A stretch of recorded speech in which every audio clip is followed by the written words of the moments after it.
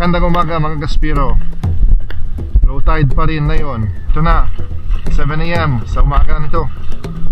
Let's go, adventure na. Kasama natin na Coach Lawrence na Dive Escape Hub.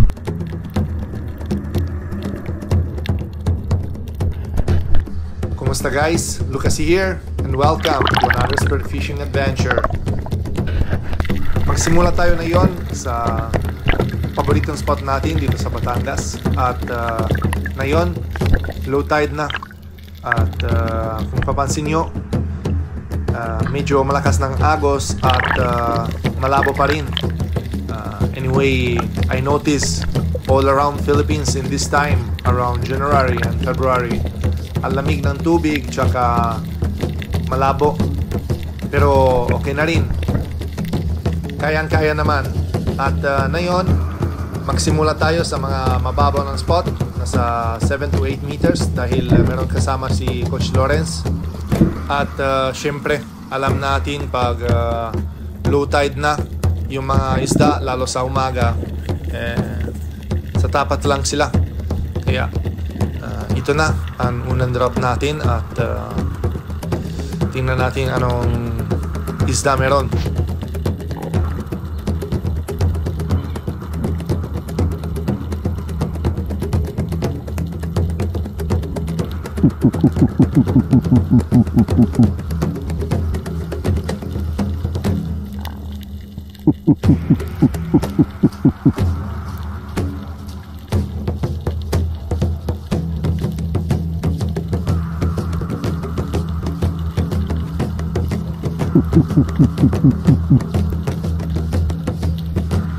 Ang labon-labon ng dagat dito guys, at good job talaga ng DJI natin. Yung camera natin sobrang linaw guys. At meron na tayo napapansin ng isang trevally na maliit, cute size.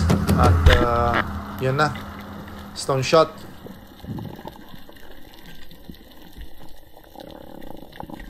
Iba naman ang shaft natin na yon ay 7.5 mm.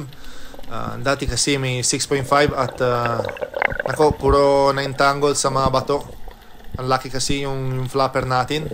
Pero sulit na sa mga makatapos na secure ng isda at lipat muna sa ibang lugar dahil malabo-labo doon sa mga tapat. At ngayon na walang tayo makita sa taas dahil malabo rin sa ilalim, pero okay naman ang spot nito. Usually malalaki ng isda dumating dito, lalo sa mga bayang or GT, yung GT. At ito na guys na nakita natin, kaya nakuha na isang parrotfish.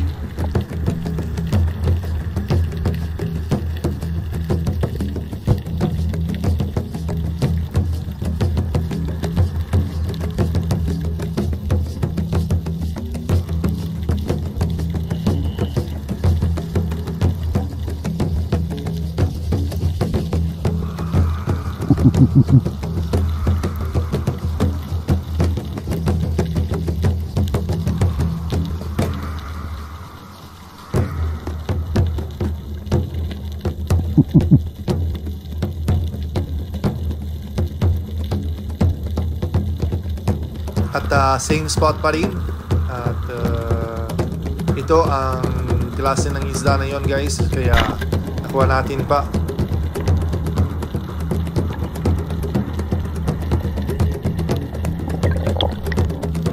Solve lang pang-ulam natin. May kilaw at sabaw natin. At focus muna tayo sa mga pambinta.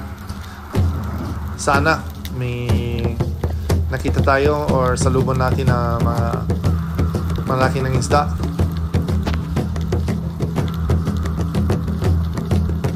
At hindi na tayo mali. Ito na ang spot ng GTE or Giant Toblerone. Ayun, pinana natin. Gana ng tama.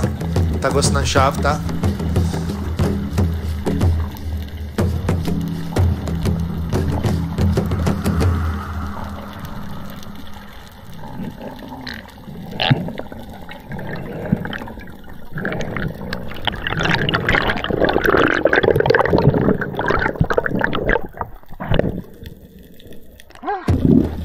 Another drop dito sa same spot pa rin, dahil ito talaga ng spot ng bayang. Wala tayo talaga makita na muslo or giant trevally. Siguro ayaw nila sa mga malabo, pero andito sila na mga bayang.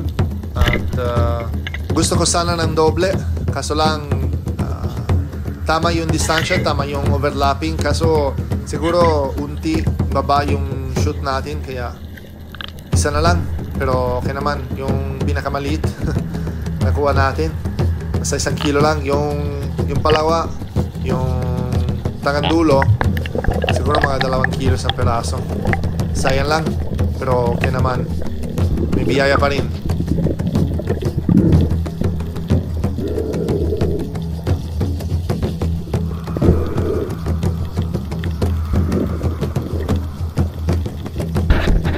At pag-uwi na tayo, si Coach Lawrence already sa shore.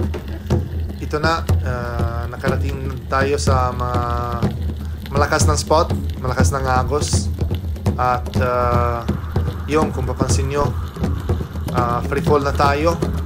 Pero ang hindi talaga na maganda ng pwesto natin, dahil malakas talaga ng agos dito. At hintay natin kung meron ng malalapit nang siguro na masuraan ito na spot sila, at mga ilak yung Tagayaw. Ganda ng spot dito sa ilalim, preserve talaga, kitang kita yung mga kulay na mga corals. At ingat muna tayo sa mga soft corals at soft branches.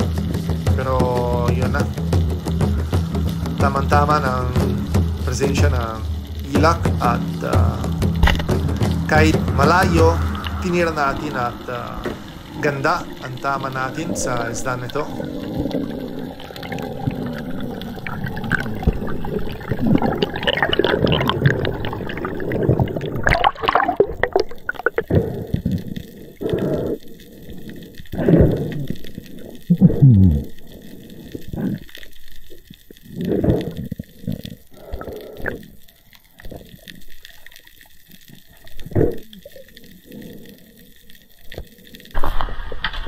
Ito na guys, nahuli natin sa araw nito. What's up, man? Yeah. Yung kasama natin, oh. Yung master natin dito sa gabi. Ayos na. Baka may shootout ka, bro. Shout out sa mga mama ng...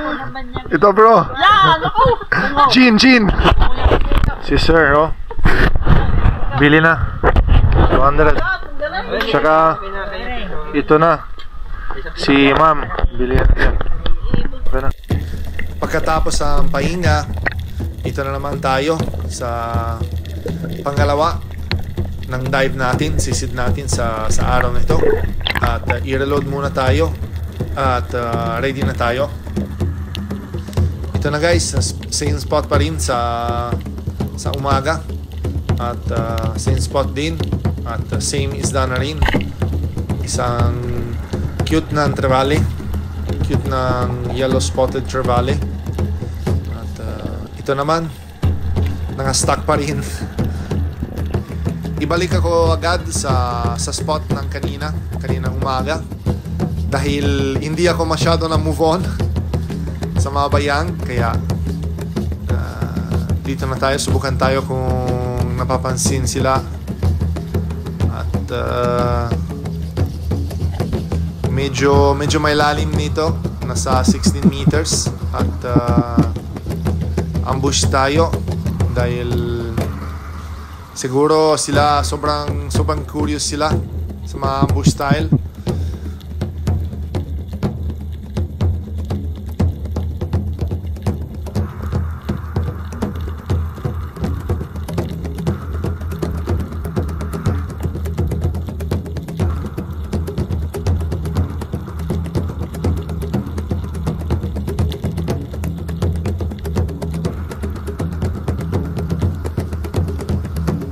At ito na, siguro yung tagasawa kanina,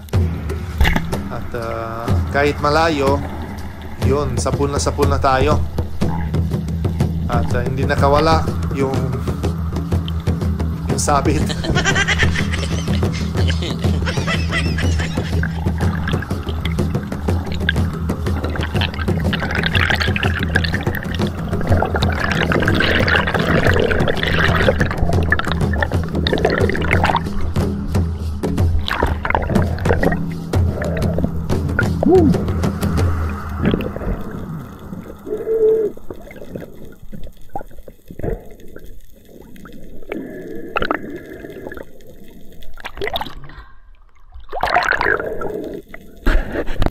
Ito na yung last isda sa araw nito.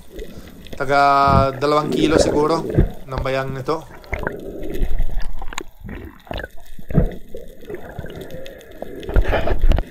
Mag-ingat kayo palagi guys sa mga solo divers dahil ito na nangyari sa akin na yon, mga bangka, muntik na.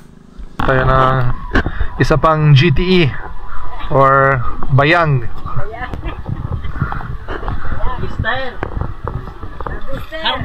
Harvester. At welcome po tayo sa Laguna. Kumusta po kayo lahat, mga solid supporters? So shoutout muna sa syempre mga solids. Rosalino Campo, Renato De Solo at De Solo family from Leyte. Shoutout din kay Solid Mama Vic, Sergio Timbal, Master Rafi Spearfishing, Pine Expert, One Life History, Armal Longhair TV, Father and Son Fishing TV, Artemio Endrina, Who's Your Daddy? Shoutout kay Gurang Pilapil from San Francisco, Quezon, Xianto Camacho, Silverio Siganay, Angelito Cuesta, Eric Jimenez, John Jungay. Shoutout kay bro Alberto Traiano Jr. from Batangas. Kumusta bro? Arbok TV, Side Expert Fishing Channel. Support din ng channel niya guys. Meron siya din ng YouTube. Noy Kenzo Nomayana, Florencio Paragoso. Shoutout kay Dennis De La Cruz family from Nay Cavite. Joshua TV from Dinagat Islands. Ronaldo Garcia from Italy. Shoutout din kay Danilo Adalim at anak niya, Chods Prince Adalim. So maraming salamat po sa palaging sumuporta sa channel ko. At hindi kayo kalimutan ng like, share, and subscribe. At yun na po, banggan nyo guys sa mga bagong upload natin. Pasensya na po kung hindi na tayo ng upload sa loob ng siguro mga 1 linggo or 10 days dahil may plano na kami ng punta sa kahit saan dito sa Pilipinas. So yun na po, ingat nyo palagi kahit saan nyo nang pupunta or wherever you are in this world. Thank you so much for watching and see you to the next vlog. Ciao!